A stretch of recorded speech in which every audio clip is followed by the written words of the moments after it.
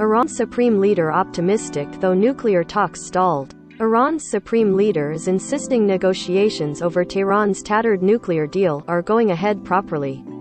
207. Tehran, Iran. Iran's supreme leader on Tuesday insisted negotiations over Tehran's tattered nuclear deal are going ahead properly, even after repeated comments by American officials that an agreement to restore the accord may not happen.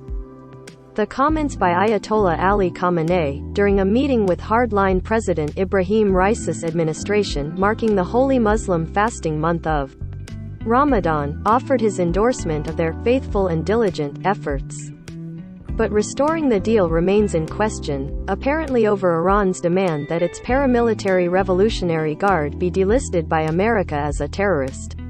Khamenei made a point to praise the country's foreign minister and negotiating team, something that he had grown sour on under the government of previous President Hassan Rouhani, who attended the event Tuesday night in Tehran as well.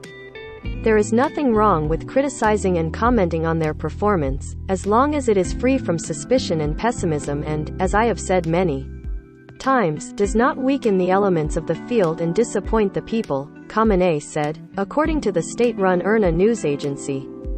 Khamenei and other officials have referred to the Guard and its Expeditionary Quds Force as the field in the past. He added that the West had faced a deadlock, since then President Donald Trump unilaterally withdrew from the nuclear deal in 2018. So far our negotiation team has resisted before the other party's excessive demands and, God willing, that resistance will continue, Khamenei said. However, lead U.S. negotiator Rob Malley has said in recent days that a deal is not just around the corner and is not inevitable.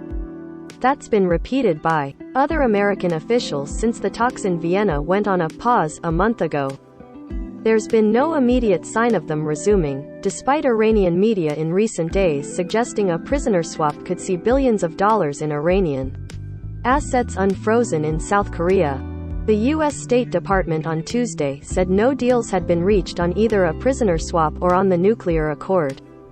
Any reports otherwise, including reports that Iranian funds held in restricted accounts in third countries will be transferred, are false, the State Department said. Our partners have not released these restricted funds to Iran, nor has the United States authorized or approved any such transfer of restricted funds to Iran. The 2015 nuclear deal saw Iran put advanced centrifuges into storage under the watch of the International Atomic Energy Agency, while keeping its enrichment at 3.67% purity in its stockpile at only 300 kilograms, 661 pounds, of uranium. As of February 19, the IAEA says Iran's stockpile of all enriched uranium was nearly 3,200 kilograms, 7,055 pounds. Some has been enriched up to 60% purity, a short technical step from weapons-grade levels of 90%.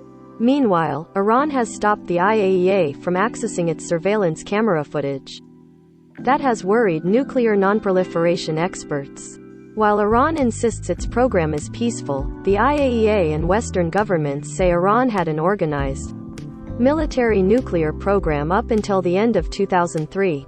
But having Iran able to sell its crude oil and natural gas on the global market could also push down energy prices.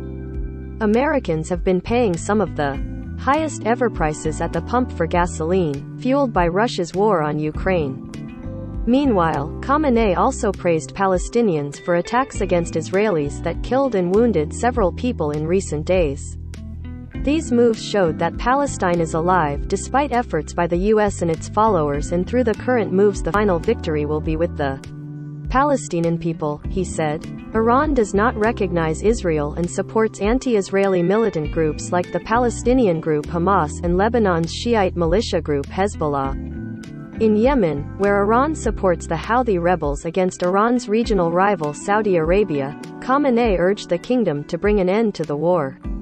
A temporary truce is ongoing there amid Ramadan. Why do you continue a war when you do not have the possibility of victory in it? Khamenei asked. Find a way and pull yourself out of the trouble. Gambrel reported from Dubai, United Arab Emirates.